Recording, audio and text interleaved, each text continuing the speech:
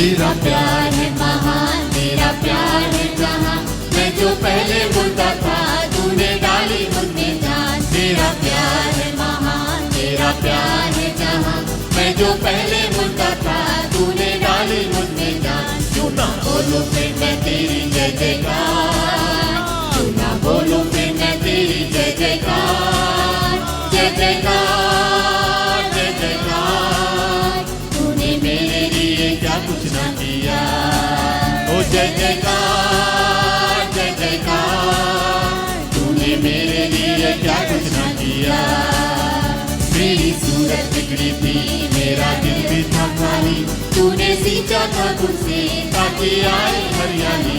मेरी सूरत बिगड़ी थी, मेरा दिल भी था खाली, तूने सींचा था खुद से ताकि आए हरियाली। क्यों ना बोलूं फिर मैं तेरी जय जयकार, क्यों ना बोलूं फिर मैं तेरी जय जयकार, ओ जय जयकार, जय जयकार। तूने मेरे लिए क्या कुछ ना किया। जय जयकार, जय जयकार। तूने मेरे लिए क्या कुछ ना किया। Praise the Lord, praise the Lord. अभी इससे पहले जो हम लोग ने अभी गाया, क्या गाया उसमें कि मेरी सूरत बिगड़ी थी। तो हमारा परमेश्वर सिर्फ आत्मिक रूप से तो चंगाई देता है, मगर कई बार हमारी सूरत भी बिगड़ी हुई होती है ना। कई लोग जाके इलाज कराते हैं अपनी सूरत का ना। आजकल क्या क्या चल रहा है, कौन कौन सा इलाज चल रहा है, तो लोग जाके अपनी सूरत का भी इलाज करा रहे हैं। कोई अपने दिल का इलाज करा रहा है। भाई बहुत से अलग अलग तरीके हो गए हैं। किसी का दिल टूट रहा है, किसी का दिल जुड़ नहीं रहा है, या किसी का दिल कुछ ज्यादा ही जुड़ गया है तो वो टूट नहीं रहा है। तो परमेश्वर हमारा ऐसा परमेश्वर है जो सूरत तो सही करता भी है, उसके साथ साथ दिल को भी सही करता है। तो आइए, अगर मैं आपको बताऊं, ब्यूटी पार्लर जाने की जरूरत नहीं है। परमेश्वर से बोलिए, परमेश्वर सूरत भी ठीक करेगा, परमेश्वर दिल भी ठीक करेगा। आइए फिर से मिलके गाएंगे, मेरी सूरत बिगड़ी थी, मेरा दिल भी था खाली। मेरी सूरत बिगड़ी थी, मेरा दिल भी था खाली, तूने सींचा था खुद से ताकि आए हरियाली। मेरी सूरत बिगड़ी थी, मेरा दिल भी था खाली, तूने सींचा था खुद से ताकि आए हरियाली।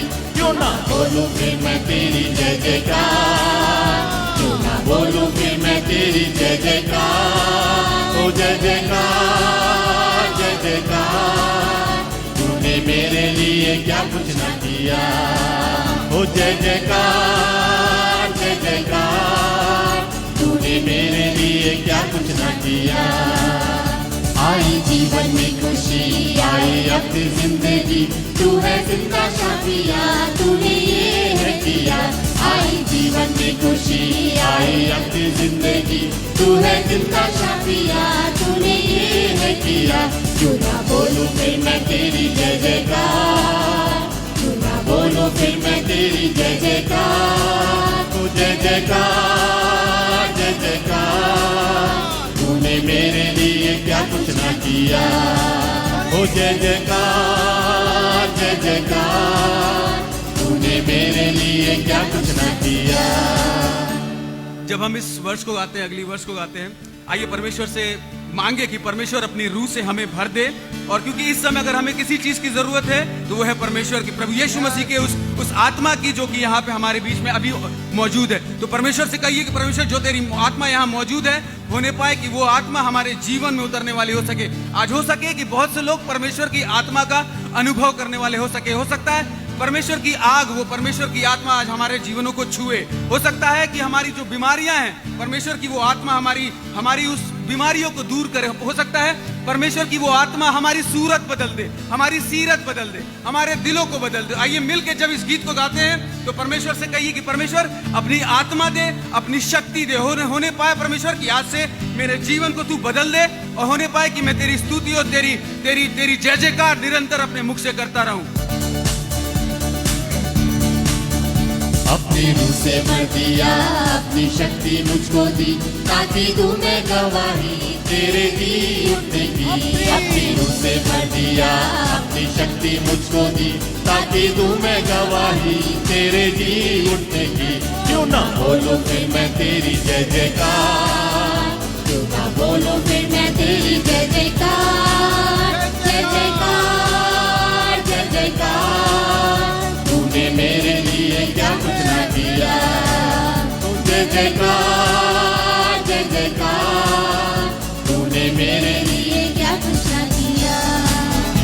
तेरा प्यार है महान तेरा प्यार है जहाँ, मैं जो पहले मुर्दा था तूने डाली मुझ में जान। तेरा प्यार है महान तेरा प्यार है जहाँ, मैं जो पहले मुर्दा था तूने डाली मुझ में जान। क्यों ना बोलूं फिर मैं तेरी जय जयकार, क्यों ना बोलूं फिर मैं तेरी जय जयकार। हो जय जयकार जय जयकार, तूने मेरे लिए क्या कुछ न किया। हो जय जयकार जय जयकार, तूने मेरे लिए क्या कुछ न किया। हो जय जयकार जय जयकार, तूने मेरे लिए क्या कुछ न किया। हो जय जयकार जय जयकार, तूने मेरे लिए क्या कुछ न किया। जो परमेश्वर ने हमारे लिए किया है, आइए उन सारी चीजों को याद करके परमेश्वर की महिमा करे, परमेश्वर की जय जयकार करे कि परमेश्वर तूने मुझे जिंदा रखा। परमेश्वर बहुत से लोग मर गए, बहुत से लोग तबाह हो गए, परमेश्वर तूने बचा के रखा है, इसलिए मैं तेरी जय जयकार करूंगा। बहुत से लोग ऐसे इसलिए जय जयकार करें कि परमेश्वर तूने हमें भूखा नहीं रखा है, इसलिए मैं तेरी जय जयकार करूं। परमेश्वर तूने मेरे लिए क्या क्या नहीं किया है। शायद हमारे सांसारिक जो हमारे लोग हैं, जो हमारे रिश्तेदार हैं, चाहे वो हमारे माता हो, चाहे पिता हो, चाहे हमारे दोस्त हो, चाहे हमारे जितना मुझे प्यार करने वाले लोग हो, मगर वो मेरे लिए वो सब चीजें नहीं कर सकते परमेश्वर जो तूने मेरे लिए किया है। इसलिए मैं तेरी जय जयकार करूंगा और सिर्फ तेरी जय जयकार करूंगा कि तूने मेरे लिए क्या कुछ नहीं किया है। हो जय जयकार जय जयकार, तूने मेरे लिए सब कुछ है किया। हो जय जयकार जय जयकार, तूने मेरे लिए सब कुछ है किया। हो जय जयकार जय जयकार, तूने मेरे लिए सब कुछ है किया। हो जय जयकार जय जयकार, तूने मेरे लिए सब कुछ है किया। हो जय जयकार जय जयकार, तूने मेरे लिए सब कुछ है किया। हो जय जयकार जय जयकार, तूने मेरे लिए सब कुछ है किया। हो जय जयकार जय जयकार, तूने मेरे लिए सब कुछ है किया। जय जयकार जय जयकार, तूने मेरे लिए सब कुछ है किया।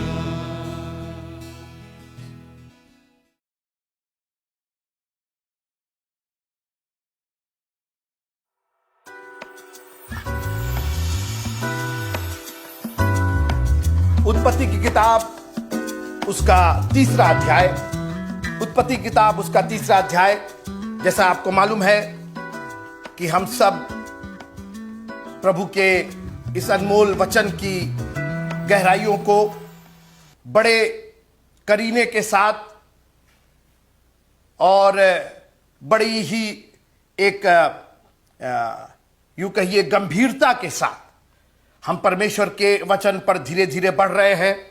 जितना गहरे हम उतरेंगे उतनी आशीषें, उतना ज्ञान हमारा होगा और सब चीजें करीने के साथ, सब चीजें क्रमानुसार। बाइबल कहती है हमारा प्रभु हैप हैजर्ड वाला प्रभु नहीं है, हमारा प्रभु उठपटांग वाला प्रभु नहीं है। उसे मालूम है क्योंकि वो अनादि और अनंत है, उसे मालूम है उसको कहां से जाना है और कहां तक जाना है। और इसलिए हमारा प्रभु हमसे बहुत प्यार करता है और हमें वो चीजें देना चाहता है जो हमारी जीवन के लिए बेहतर से बेहतर है। जो कल्पनाएं मैं तुम्हारे लिए करता हूं, बाइबल कहती है, वो हानि की नहीं बल्कि लाभ की है। और आज एक बार फिर से उसने हमारे लाभ के लिए अपनी कल्पना अपने वचन के द्वारा हम तक पहुंचाया है। और मैं प्रभु का धन्यवाद करता हूं कि प्रभु ने यह इतना सुंदर एक माध्यम दिया है कि आप जो दूर दराज है, जो हो सकता है हमसे कई बार कई लोग मिले नहीं हैं और व्यक्तिगत हमारा कोई आपसे परिचय नहीं है, लेकिन खुदा ने आपके लिए भी इंतजाम किया कि परमेश्वर के वचन के द्वारा हम आप तक पहुंच सके। और हम पहुंचे ना पहुंचे, हमारे बारे में आप जाने या ना जाने, लेकिन परमेश्वर के वचन के बारे में आप जान रहे हैं, क्योंकि अंत में वही परमेश्वर का वचन आपको उस मार्ग पर ले जाएगा, सीधे मार्ग पर ले जाएगा, सकरा जरूर है मगर जो अनंत जीवन को पहुंचाता है। और इसलिए जब भी आप इस वीडियो को देखिए तो इस बात को ध्यान में रखिएगा कि ये परमेश्वर का कलाम है।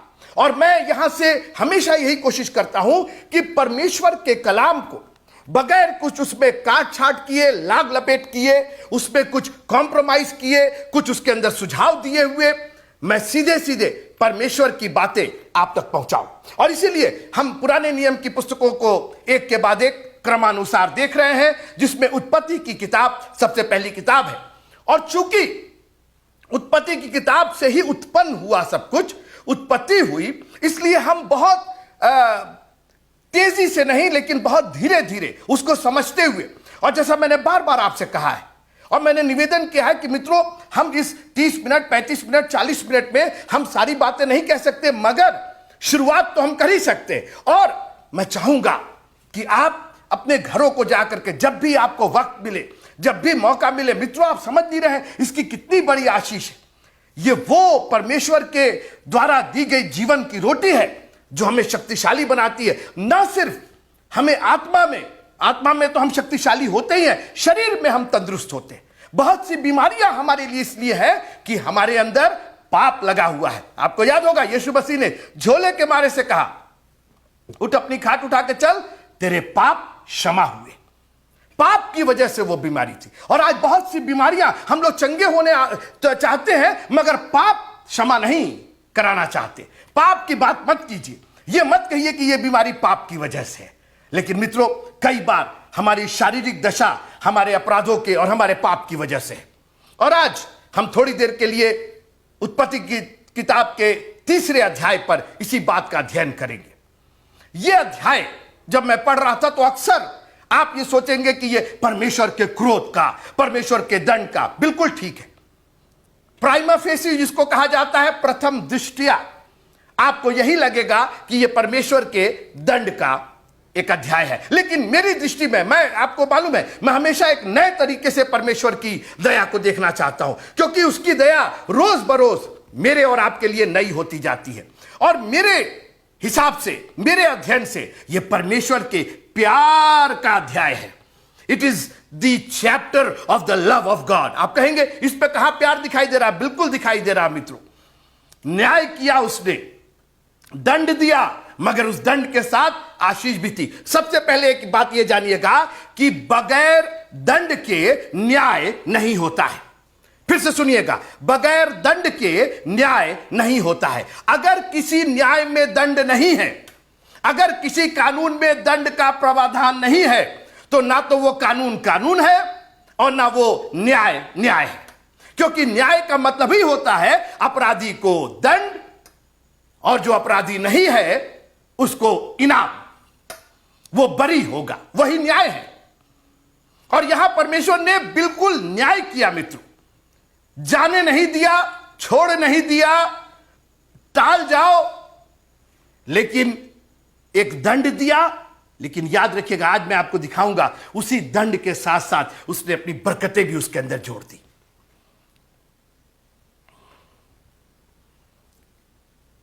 बाग एदन में पाप हुआ। क्या हुआ? ये पाप क्या हुआ? हुआ ये कि परमेश्वर ने एक आज्ञा दी थी। याद रखिएगा कि आज्ञाएं दी जाती हैं हमारी और आपकी सेफ्टी के लिए। एक सीमा तय की जाती है। आज्ञा का मतलब किसी चीज की सीमा तय कर दी गई कि अब इसके आगे आप नहीं बढ़ेंगे। This is it. इसी लेन में आपको रहना है। और एक उदाहरण के द्वारा मैं आपको समझाना चाहता हूं। ये जो आप देख रहे हैं, ये जो आप फोटो देख रहे हैं और ये जो वीडियो देख रहे हैं, इसमें आप ये देखिए कि किस तरीके से ये सफेद लाइन जो हाईवे पर और फ्रीवे पर और रास्ते पर जो मार्ग पर बनी है, ये जो लेन जिसको कहा जाता है, जिसको एक पथ कहा जाता है, एक परिपथ कहा जाता है, ये लेन सीमा है कि आप इसी सीमा में रहेंगे। आप ये देखिए कि कई गाड़ियां एक साथ फर्राटे के साथ, पूरे आवेग के साथ, पूरे वेग के साथ चली जा रही हैं, मगर वो आपस में इसलिए नहीं भिड़ रही हैं, आपस में इसलिए दुर्घटनाग्रस्त नहीं हो रही है क्योंकि वो अपनी लेन में जा रही। अपने अपने पथ में अपना अपना जो सीमा तैयार किया गया है उसी सीमा में है। और उत्पत्ति की किताब उसका दूसरा अध्याय, उत्पत्ति किताब उसका दूसरा अध्याय, थोड़ा बैकअप कीजिएगा यहां पर, दूसरा अध्याय और 15वीं आयत में पढ़ना चाहता हूं। तब यहोवा परमेश्वर ने आदम को लेकर अदन की वाटिका में रख दिया कि वह उसमें काम करे और उसकी रक्षा करे। अब आगे सुनिए 16वां पद।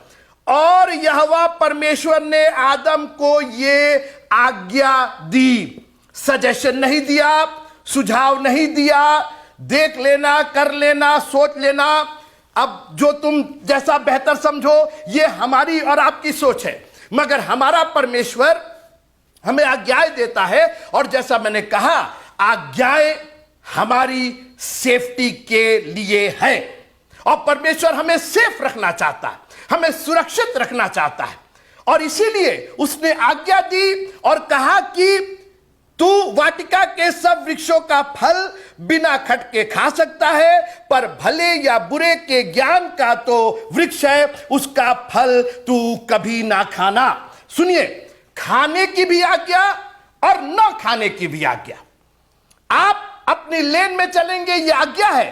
आप जो अभी हमने दिखाया आपको वीडियो, इसके अंदर जो आपको व्हाइट लाइन आपको दिखाई दी, इसके अंदर आप अपनी लेन में चलेंगे, यह आपकी आज्ञा है, ये आज्ञा है सड़क वालों की। और आप दूसरे की लेन में नहीं जाएंगे, यह भी एक आज्ञा है। क्योंकि अगर आप दूसरे की लेन में जाएंगे तो आप दुर्घटनाग्रस्त होंगे, अपना भी नुकसान करेंगे और अगले को भी नुकसान करेंगे। और इसलिए परमेश्वर ने कहा कि तू सब पेड़ के फल खा सकता है, यह मेरी आज्ञा है। क्योंकि याद रखिएगा, वो पेड़ के फल तो परमेश्वर के थे, तो परमेश्वर को उनको देना था, और परमेश्वर ने दिया, अपनी आज्ञा के द्वारा दिया। मगर एट द सेम टाइम उन्होंने कहा कि तुम इस भले और बुरे के ज्ञान का पेड़ का फल कभी ना खाना। कभी का मतलब कभी भी, ये नहीं कि 2 साल के बाद, 4 साल के बाद, कोई एक्सपायरी नहीं दिया, बोला नेवर एवर ईट दिस। और जब उसने कहा कभी नहीं खाना, तो कभी नहीं खाना। और उसके साथ, जैसे मैंने कहा कि आज्ञा के साथ हमेशा दंड लगता है, आज्ञा के साथ हमेशा उसका परिणाम लगता है। अगर परिणाम नहीं है, अगर कॉन्सिक्वेंस नहीं है, तो आज्ञा नहीं है। वो कॉन्सिक्वेंस, वो परिणाम ही उस आज्ञा को सिद्ध करता है। और इसलिए आगे लिखा है, क्योंकि जिस दिन तू उसका फल खाएगा उसी दिन अवश्य मर जाएगा। यह दंड का प्रावधान है। एक परिणाम दिया कि आज्ञा नहीं मानोगे तो उसी दिन मर जाओगे। और आज मैं आपसे पूछना चाहता हूं मित्रों, आप परमेश्वर की कितनी आज्ञा मान रहे? क्योंकि आज्ञा, परमेश्वर की आज्ञाओं का नाम मानना ही वन वर्ड, पाप। परमेश्वर ने जो आज्ञा दी है, और आज मैं आपको चैलेंज करना चाहता हूं, चुनौती देना चाहता हूं 10 हुक्म के लिए। वो 10 सजेशन नहीं है, वो 10 सुझाव नहीं है, वो 10 केवल बातें नहीं है, वो 10 आज्ञाएं हैं। और हर आज्ञा के साथ याद रखिएगा एक दंड का प्राविधान है। वो आज्ञाएं आपको अपने लेन में, उसी लेन में आपको चलना है। तू चोरी ना करना, उसका परिणाम आपको भुगतना पड़ेगा, उसका न्याय होगा। और परमेश्वर बाग अदन में आते हैं, प्रश्न होता है तू कहां है? और जानते हैं क्यों? क्योंकि वो उसी दिन मर गया था। यह परमेश्वर का पूछना, अभी तक परमेश्वर नहीं पूछता था कि तू कहां है, क्योंकि अभी तक आदम परमेश्वर के लिए आत्मिक रूप से जिंदा था। परमेश्वर आत्मा है, आदम में भी वही आत्मा थी, इसलिए वो आत्मा मैच कर रही थी। मगर आज वो आत्मा खत्म हो गई, वो आत्मा मर गई। और बाइबल कहती है आत्मा को मत बुझाओ, आत्मा एक दीपक है और आत्मा बुझ जाती है मित्रों। और परमेश्वर ने जो दंड दिया था वो तो वहीं कामयाब हो गया, वहीं लग गया। और याद रखिएगा, परमेश्वर की आज्ञा का उल्लंघन आपको सिर्फ मृत्यु देता है। मरने का शौक किसको है? ये सुसाइड जो आप कर रहे हैं ना, ये भी शौक से नहीं कर रहे हैं, आप मजबूरी से कर रहे हैं। शौक किसी को नहीं होता है, और वो भी एक गुनाह है। Thank you Jesus, hallelujah. तू कहां है? आज ये प्रश्न पूछा जा रहा, लोग पूछते कि कहते आदम तो मरा नहीं, बिल्कुल मरा। परमेश्वर आत्मिक रूप से बात कर रहा था, जिस दिन तू खाएगा उसी दिन तू मरेगा। और किसी ने एक और अच्छी बात कही है कि परमेश्वर की दृष्टि में एक दिन 1000 दिन के बराबर है, और आदम 1000 दिन तो जिए ही नहीं, 1000 वर्ष तो जिए ही नहीं, 900 में ही आगे जाकर के वो खत्म हो गए।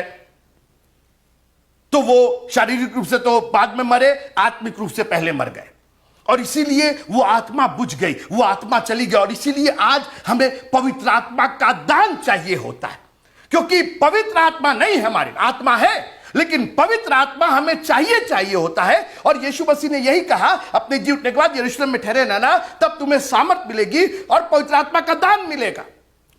पतरस ने कहा, मन फिराओ, तुम में से हर एक अपने अपने पापों की क्षमा के लिए मसीह यीशु के नाम से बपतिस्मा ले, तो तुम पवित्र आत्मा का दान पाओगे। क्योंकि वो दान, वो पवित्र आत्मा तो हमसे बागे अदन में जुदा हो गया था। Thank you Jesus. याद रखिएगा, परमेश्वर की आशीषें जितनी कामयाब हैं, उतनी ही कामयाब उसके श्राप भी हैं।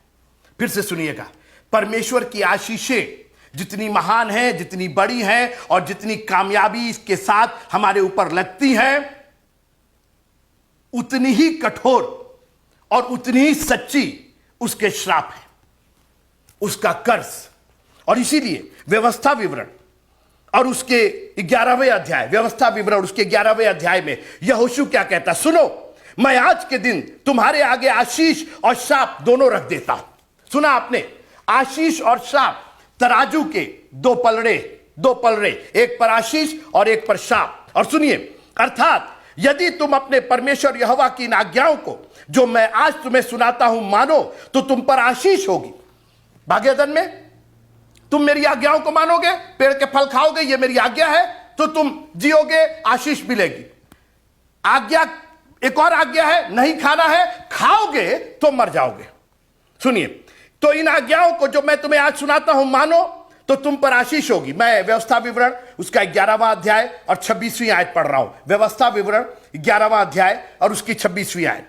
अर्थात यदि तुम अपने परमेश्वर यहोवा की इन आज्ञाओं को जो मैं आज तुम्हें सुनाता हूं मानो, तो तुम पर आशीष होगी। और यदि तुम अपने परमेश्वर यहोवा की आज्ञाओं को नहीं मानोगे और जिस मार्ग की आज्ञा मैं आज सुनाता हूं उसे तज कर दूसरे देवताओं के पीछे हो लोगे जिन्हें तुम नहीं जानते, तो तुम पर शाप पड़ेगा। अगर आशीष से आप इतने खुश हैं कि अरे बाप रे, प्रभु का आज्ञा मानेंगे तो आशीष मिलेगी, बिल्कुल मिलेगी, तो याद रखिएगा, अगर आज आज्ञा नहीं मानेंगे तो श्राप भी वैसे ही पड़ेगा आप पर। और आज बहुत से लोग श्राप में जी रहे हैं, और परमेश्वर ने 3 लोगों को श्राप दिया। मैं कह करके खत्म करना चाहता हूं। सबसे पहले उसने सांप को, इब्लीस को श्राप दिया और कहा, चूंकि तुम्हें इस्तेमाल किया गया, सांप को इस्तेमाल किया गया, और श्राप दिया कि तू जिंदगी भर, आइए पढ़ते हैं उत्पत्ति किताब उसका 3रा अध्याय और उसकी 14वीं आयत। उत्पत्ति किताब उसका 3रा अध्याय 14वीं आयत। तब यहोवा परमेश्वर ने सर्प से कहा, तूने जो यह किया है इसलिए तू सब घरेलू पशु और बनेले पशुओं से अधिक शापित है। तू पेट के बल चला करेगा और जीवन भर मिट्टी चाटता रहेगा। अभी मैं एक बहुत शानदार और एक बहुत गंभीर रहस्य आपको बताने जा रहा हूं कि परमेश्वर ने तीनों जन को, सांप को, हवा को, स्त्री को, और पुरुष आदम को श्राप दिया। सांप को श्राप दिया, तू जिंदगी भर पेट के बल चलेगा और जीवन भर मिट्टी चाटता रहेगा। श्राप दिया, तेरे और स्त्री के वंश के बीच में मैं बैर उत्पन्न करूंगा, वो तेरे सिर को कुचल डालेगा, तो उसकी एड़ी को दसेगा। फिर उसने स्त्री से कहा, मैं तेरी पीड़ा बढ़ाऊंगा और तेरे गर्भवती होने के दुख को बहुत बढ़ाऊंगा। तू पीड़ित होकर बालक उत्पन्न करेगी और तेरी लालसा तेरे पति की ओर होगी और वह तुझ पर प्रभुता करेगा। फिर आदम से उसने कहा, तूने जो अपनी पत्नी की बात सुनी और जिस वृक्ष के फल के विषय में मैंने तुझे आज्ञा दी थी कि तू उसे ना खाना, उसको तूने खाया, इसलिए भूमि तेरे कारण शापित है। तू उसके ऊपर जीवन भर दुख के साथ खाया करेगा। और आखिर में लिखा है, तू मिट्टी तो है और मिट्टी ही में फिर मिल जाएगा। मैं आज जो बात कह के खत्म करना चाहता हूं वो बात यह है कि परमेश्वर ने अपने प्रेम को सिद्ध किया दंड दे करके। अगर दंड नहीं देता मित्रों तो प्रेम सिद्ध नहीं होता, क्योंकि आदम ने जैसे ही पाप किया उसमें एक चीज आ गई जिसको लिखा है बाइबल में, भय आ गया, डर आ गया। मैं तेरी आवाज सुन करके डर गया था।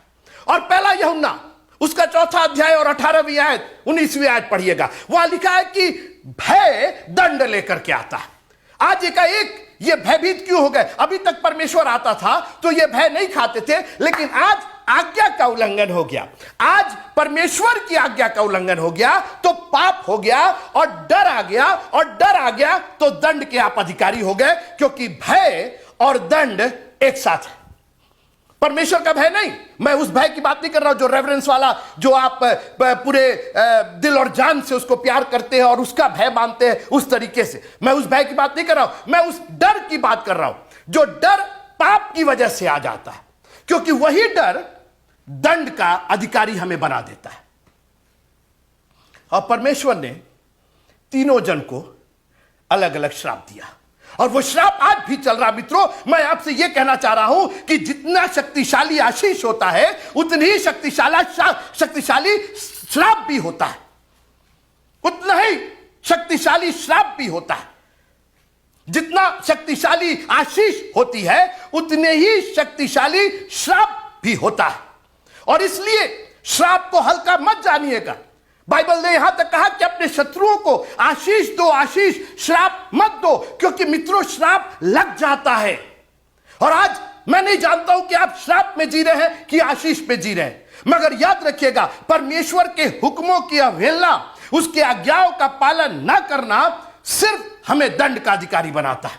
हम पाप करते हैं और वो पाप हमें एक मजदूरी देता है जो मृत्यु है। मगर मैंने कहा ना, यह अध्याय उसके प्रेम का प्रतीक है। परमेश्वर अपने प्रेम में इतना भरा हुआ है, and he loves us so much. मेरी बात ध्यान से सुनिएगा मित्रों, इतना वो हमसे प्यार करता है कि उसने सांप को जो श्राप दिया वो तो जिंदगी भर का श्राप था, तो मैं उसमें तो कोई ढील, कोई छूट, कोई अनुग्रह था ही नहीं। मगर स्त्री को और पुरुष को जो श्राप दिया ना मित्रों, उसके अंदर भी एक आशीष छिपी हुई थी। स्त्री को कहा कि तू पीड़ा के साथ बालक उत्पन्न करेगी। आज सोचिए, उस बालक उत्पन्न करने में भी जो जॉय है, जो आशीष है। आज उन माताओं से पूछिए, आज उन बहनों से पूछिए जिनके संतान नहीं है, ये उनके लिए खुशी की बात है, आशीष की बात है कि दुख की बात है। सोचिए आप, उस कर्ज में भी उसने खुशी रखी कि जब तेरे बालक उत्पन्न होगा पीड़ा तो होगी मगर उसके साथ तुझे खुशी होगी। और वही बालक मरियम की कोख से हमारे बीच में आया। सोचिए, उसी में आशीष छिपा दिया, उस श्राप में भी आशीष छिपा दिया। ऐसा प्रेमी प्रभु कहां मिलेगा मित्रों आपको, जो अपने श्राप में भी हमसे प्यार करता है और उस श्राप में भी उसने आशीष मिक्स कर दी है। तू एक बालक उत्पन्न करेगी। और आपको याद होगा जब मरियम के पास स्वर्गदूत आया और उसने कहा कि पवित्र आत्मा तुझ पर छाया करेगा और तू एक पुत्र जनेगी। हालेलुया। मित्रों, वही जो कर्ज था अब एक आशीष बन करके हमारे बीच में आ रहा था। उसने श्राप जरूर दिया मगर उसके अंदर उसने आशीष मिला दी। अब बाइबल आगे कहती है कि स्त्री पुत्र जनने के द्वारा उद्धार पाएगी। और उस अगर मरियम स्त्री ने पुत्र नहीं जना होता तो हमारा और आपका उद्धार कहां होता। कैसा दयालु प्रभु, कहां तक सोचता है हमारे लिए। हमेशा हम उसकी कल्पनाएं हमारे लिए हानि की नहीं लेकिन लाभ की होती है। उसने श्राप जरूर दिया क्योंकि आज्ञा का उल्लंघन हुआ था, न्याय तो होना था, आज्ञा तोड़ी गई थी, पाप हुआ था और उस पाप का एक परिणाम होना ही था। आज्ञा टूटने का एक परिणाम होना ही था। उसका एक फल मिलना ही मिलना था, वो मिला मगर उसी के अंदर उसने आशीष भी पेश कर दी। Thank you Jesus, hallelujah. और फिर आदम को श्राप दिया, भूमि तेरे कारण श्रापित है, जब भी तू देखेगा भूमि को, उस पे ऊंट कटारे तू देखेगा, तुझे याद होगा ये मेरी वजह से हुआ, वरना भूमि क्या भूमि होती, हमारी वजह से। लिखा भूमि तेरे कारण श्रापित हुई। लेकिन एक आशीष दिया उसके अंदर और कहा तू मिट्टी है और तू मिट्टी में मिल जाएगा। मित्रों, आप इस बात को बहुत गंभीरता से लीजिए। उसको जीवन भर का श्राप नहीं दिया, उसको बोला कि एक दिन तू मिट्टी में मिल जाएगा। तू जो मिट्टी से बना था वो मिट्टी में मिल जाएगा, आत्मा नहीं। वो आत्मा तो मैं ले लूंगा, क्योंकि जब तक वो मिट्टी मिट्टी में नहीं मिलेगी तो जो मैंने तुम्हारे नथनों में जीवन का श्वास दिया है वो मेरे पास कैसे आएगी। इसलिए उस मिट्टी का जो पात्र है, जो मिट्टी का बदन है, उसको मिट्टी में मिल जाने दो ताकि वो आत्मा मेरे पास लौट आए। और सब उपदेशक में लिखा है कि और आत्मा जिसने उसको दिया है उसके पास लौट जाती है। सोचिए मित्रों, कितना दयालु, कितना प्रेमी प्रभु है, कहां तक सोचता है। उसने कहा कि मिट्टी को मैं मिट्टी में मिला दूंगा मगर वो आत्मा मेरे पास आ जाएगी। और मित्रों, आज मैं आपको उत्साहित करना चाहता हूं कि आपकी आत्मा परमेश्वर के हाथों में सुरक्षित है। और इसीलिए यीशु मसीह ने क्रूस पर जाकर कहा, हे पिता, मैं अपनी आत्मा तुझे सौंपता हूं। और उसके बाद उसने कहा, तूने मुझे क्यों छोड़ दिया? क्योंकि मिट्टी का बदन तो मिट्टी में मिल जाना था। उसको जब कब्र में रख दिया, वो मिट्टी का बदन जो वो लेकर के आया था हमारे और आपके उद्धार के बलिदान के लिए, वो मिट्टी में मिल गया। मगर उसकी आत्मा जिंदा होकर के आज हमारे लिए विनती कर रही है। मित्रों, आज हमारे लिए वो उद्धारकर्ता के रूप में है। और मैं आपको चुनौती देना चाहता हूं, ऐसे प्रेमी प्रभु को छोड़ करके और कहां जाएंगे? क्योंकि जो अपने श्राप में भी, अपने क्रोध में भी, अपने आपकी उसकी आज्ञा का उल्लंघन करने के बावजूद, उसके खिलाफ पाप करने के बावजूद वो हमको श्राप तो देता है, वो हमको उसका न्याय तो करता है और हमको उसका परिणाम तो जरूर भुगतना पड़ता है, मगर एट द सेम टाइम वो उसके अंदर आशीषें भी मिला देता है। और आज मैं आपसे निवेदन करना चाहता हूं, उस प्रेमी प्रभु के दीवाने हो जाइए जो आपके श्राप में भी आपको बरकतें देने के लिए तैयार है। इस अध्याय को कई बार पढ़िएगा मित्रों, इसके अंदर इतनी आशीषें छुपी है। आपको दंड जरूर दिखाई देगा, और दंड के तो योग्य ही थे क्योंकि उन्होंने परमेश्वर की आज्ञा का उल्लंघन किया था, आज्ञा तोड़ा था, और इसलिए आज्ञा का उल्लंघन दंड तक पहुंचा देता है उनको। मगर आज हमारा प्रभु हमसे इतना प्यार करता है, उसने हमारे सारे दंड को अपने ऊपर ले लिया, हमारे सारे बोझ को, हमारे सारे गुनाह, अपराध, आज्ञा के उल्लंघन को उसने अपने ऊपर ले लिया और हमें जीवन नहीं, बहुतायत का जीवन दिया है। आशीष केवल आपके प्रभु के पास है, अनंत जीवन सिर्फ आपके प्रभु के पास है। उससे जुदा मत होइएगा, उससे नाराज मत होइएगा, उससे दूर मत होइएगा। ये चर्च, ये फेलोशिप, ये परमेश्वर का वचन आपकी जिंदगी का एक ऐसा पहलू बन जाए जो आपसे कोई छीन ना सके, जो आपसे कभी कोई ले ना सके। ना परिस्थितियां, ना कोई रिश्तेदार, ना कोई ऐसी बातें, दुनिया की कोई चीज, परमेश्वर का कलाम आपके जीवन से कभी अलहदा ना करने पाए। प्रभु आप सबको बड़ी आशीष दे। उसकी आशीष में भी, उसकी श्राप में भी आशीष है, और इसलिए उसकी आशीष के लिए उसका धन्यवाद कीजिए और कहिए, प्रभु तेरा धन्यवाद करते हैं कि आपने हर जगह हमें आशीष दी है। प्रभु आप सबको बहुत बहुत बहुत आशीष दे, श्राप नहीं, आशीष दे। सोचिए, जब श्राप में आशीष है तो आशीष में कितनी आशीष होगी। उस आशीष के लालायित रहिएगा, उसका पीछा कीजिएगा, और परमेश्वर बहुतायत के साथ आपको इस्तेमाल करेगा। प्रभु आप सबको धन्यवाद।